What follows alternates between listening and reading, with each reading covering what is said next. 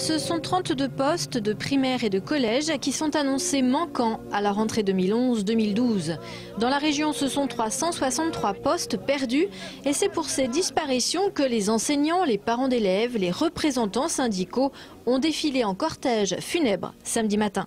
Dans le premier degré, 108 élèves en plus et 25 postes en moins. Pour les collèges, alors que l'an dernier nous avons été quand même touchés aussi, nous allons avoir 8 postes en moins, mais nous ne savons toujours pas les effectifs s'ils sont en augmentation. On peut dire qu'on n'est pas écouté du tout au niveau du gouvernement. Ils suppriment des postes depuis 3 ans, mais vraiment en grosse quantité. Si c'était des entreprises privées, dans le département 300 et quelques postes, je ne sais plus, c'est une entreprise qui ferme. C'est énorme. Le cortège s'est déplacé de la préfecture à l'hôtel de ville à pas lents. C'est le service public que les 150 manifestants ont enterré. La crainte première des enseignants est bien de retrouver des classes surchargées à la rentrée. Un surnombre qui peut entre autres induire des problèmes d'incivilité. Moins il y a d'adultes dans les écoles, les collèges et les lycées, et plus la violence augmente.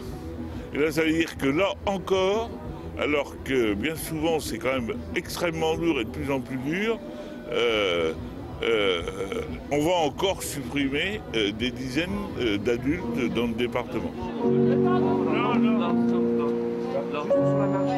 Ça entraîne justement la remise en cause complète du service public de l'éducation nationale.